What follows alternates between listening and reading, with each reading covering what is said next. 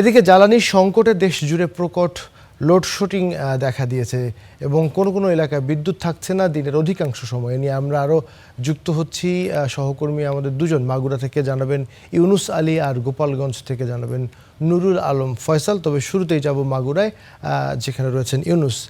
নিশ্চয়ই শুনতে পাচ্ছেন, জানাবেন যে মাগুরায় যে লোডশেডিং হচ্ছে সেটির প্রভাব কেমন, মানে কি পরিমাণ লোডশেডিং হচ্ছে, একদিনে কত ঘন্টা করে বিদ্যুৎ থাকছে না, এবং কৃষিতে বিশেষ করে মাগুরার কৃষিতে এই লোডশেডিংয়ের প্রভাব কেমন দেখছেন?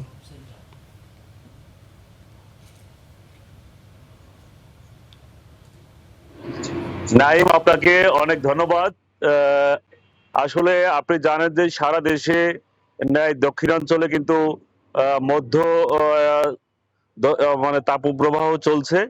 এই তীব্র গরম আর এই তাপদাহের মধ্যে মাগুরায় কিন্তু চরম আকারে লোডশেডিং হচ্ছে। প্রতিদিন অন্তত 14 থেকে 15 ঘন্টা আসলে বিদ্যুৎ থাকছে না। এজন্য বিদ্যুৎ যেন দিন রাত ধরে আসলে লুকোচুরি করছে এখানে। আর শহরের তুলনায় কিন্তু এই চিত্রটা গ্রামে কিন্তু একটু আরো বেশি প্রকট আকার ধারণ করেছে। গ্রামে যারা আসলে এই বিদ্যুতের গ্রাহক রয়েছে, আমরা তাদের সাথে কথা বলেছি। তারা বলছেন যে বিদ্যুৎ আসলে থাকে না, এটা মাঝে মাঝে আসে। অনেকেই বলছেন যে এটা হোমিওপ্যাথিক ওষুধের মতো, যে 2 ঘন্টা পর পর 2 ফোঁটা করে এরকম করে আসলে আসছে। অনেকে বলছেন যে আধা ঘন্টা পর পরই কিন্তু এই বিদ্যুৎ আসলে চলে যাচ্ছে। প্রতিদিন গড়ে হলো 20 থেকে 30 বার কিন্তু এই বিদ্যুৎ আপ ডাউন করছে, যার কারণে কৃষি ক্ষেত্রে কিন্তু ব্যাপক প্রভাব পড়েছে। আমরা দেখতে পেয়েছি যে সারা মাগুরা জেলা জুড়ে 2000-এর বেশি আসলে বিদ্যুৎ চালিত সেচ যে যন্ত্র সেটি রয়েছে। এটি বিদ্যুতের অভাবে কিন্তু আসলে কৃষকরা সেচ দিতে পারছেন না। তারা বলছেন যে এইভাবে চলতে থাকলে আমাদের যে বড় যে মৌসুম চলছে এখানে বড় ধরনের আসলে ফলন বিপর্যয়ের হওয়ার আশঙ্কা রয়েছে। আমরা বিভিন্ন জায়গায়, শহরের বিভিন্ন জায়গায় আমরা ঘুরেছি, সেখানে আমরা দেখতে পেয়েছি যে বিদ্যুতের এই লোডশেডিং এর কারণে অফিস আদালত দোকানপাট সবকিছু প্রায় তাদের কার্যক্রম ব্যাহত হচ্ছে এবং বন্ধ হয়ে যাওয়ার মতো উপক্রম রয়েছে। এখানে যারা নিম্ন আয়ের যারা শ্রমিক এবং ইজি বাইক এবং অটো রিক্সা চালক যারা রয়েছেন, তারা বলছেন যে আমরা আসলে ব্যাটারি চার্জ দিতে পারছি না, যার কারণে আমাদের গাড়ি আমরা রোডে চালাতে পারছি না। এই কারণে আমাদের ইনকামে বড় ধরনের প্রভাব পড়েছে। এদিকে আমরা দেখতে পেয়েছি যে হাসপাতালে এই প্রচন্ড গরমে আসলে বিদ্যুৎ না থাকার কারণে হাসপাতালে রোগীর চাপ আসলে বেড়েছে। সবচেয়ে বেশি আসলে বিপাকে পড়েছে এখানে শিশুরা। তারা বলছেন যে এই লোডশেডিং এর কারণে প্রচন্ড গরমে শিশুরা আরো বেশি অসুস্থ হয়ে যাচ্ছেন। আমরা দেখতে পেয়েছি যে এই সারা জেলা জুড়ে 10,704 জন আসলে এসএসসি পরীক্ষা দিবে। তারাও কিন্তু আসলে এই বিদ্যুৎ না থাকার কারণে আসলে পড়াশোনা করতে পারছেন না। তারাও শারীরিক ও মানসিক চাপে আসলে ভুগছেন। বিদ্যুৎ বিভাগ বলছেন যে আসলে চাহিদার তুলনায় আমরা 50 ভাগ আসলে বিদ্যুৎ সরবরাহ দিতে পারছি, যার কারণে আসলে লোডশেডিং দিতে আমরা বাধ্য হয়েছি। এইভাবে যদি চলতে থাকে এবং সংকট নিরসন যদি করা না যায়, তাহলে দীর্ঘমেয়াদী নেতিবাচক প্রভাব পড়তে পারে বলে অনেকে মনে করছেন। মাইম, এই ছিল মাগুরা থেকে আমার কাছে লোডশেডিং এর সর্বশেষ খবর। ধন্যবাদ ইউনুস। আমরা গোপালগঞ্জে যেতে চাই ফয়সালের কাছে। ফয়সাল, আমরা মাগুরার খবর জানছিলাম যে ব্যাপক প্রভাব এবং 50% কম চাহিদার তুলনায় তারা আসলে সরবরাহ করতে পারছে বিদ্যুৎ বিভাগ। গোপালগঞ্জের কি অবস্থা, কি পরিমাণ লোডশেডিং হচ্ছে এবং জনজীবনে এর প্রভাব কি কি দেখছেন?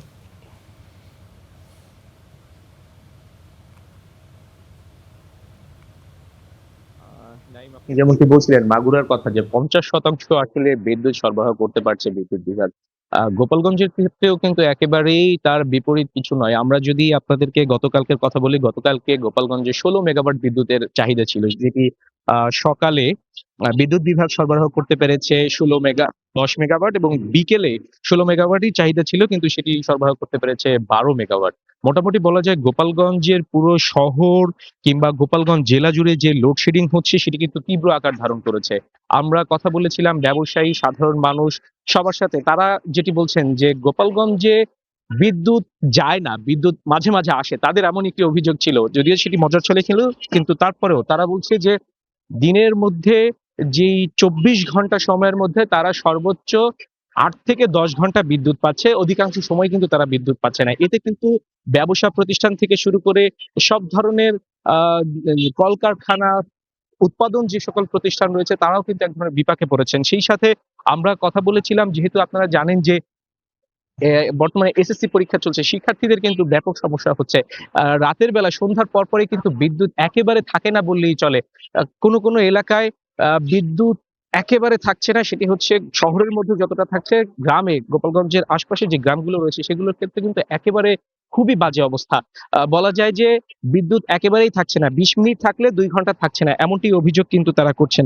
আমরা কথা বলেছিলাম এখানকার বিদ্যুৎ বিভাগের সাথে, তারা আমাদেরকে যেটি বলছেন যে তাদেরকে যে পরিমাণ লোডশেডিং দেওয়া হয় তারা চাহিদা অনুযায়ী সেইভাবেই করে কিন্তু তারা সেই লোডশেডিংটা দিচ্ছেন। বিদ্যুৎ বিভাগ থেকে একই কথা কিন্তু বলা হচ্ছে। তারপরেও সাধারণ মানুষ বলছেন যে এভাবে যদি চলতে থাকে তাদের জনজীবন কিন্তু এক ধরনের বিপর্যস্ত হয়ে পড়েছে, আরো ভোগান্তিতে পড়বেন।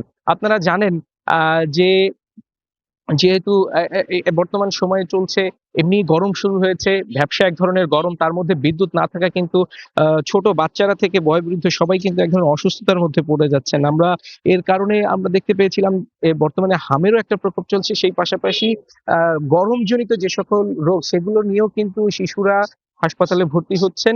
শুধুমাত্র বিদ্যুৎ না থাকার কারণে তারা অসুস্থ হয়ে পড়ছেন, এমনটি কিন্তু অভিযোগ করছেন। আমরা এখানকার যারা সাধারণ মানুষ তাদের সাথে কথা বলে যেটি জানতে পেরেছি, তারা চাচ্ছেন যে বিদ্যুতের এই যে সংকট, যদিও জ্বালানি তেলের কারণেই বিদ্যুতের যে সংকটটি আছে সেটি তৈরি হচ্ছে, তারা চাচ্ছেন যে যেন এই বিদ্যুতের সংকট দ্রুত কাটিয়ে ওঠানো সম্ভব হয়, তাহলে কিন্তু স্বাভাবিক যে জীবনযাপন সেটি সম্ভব হবে। আর তা না হলে এই যে ভোগান্তি এটি কিন্তু আরো বাড়তে পারে কি পারে না এটি নিয়ে এক ধরনের শঙ্কায় তারা রয়েছেন। তারা চান যেন বিদ্যুৎ সরবরাহ স্বাভাবিক হয়।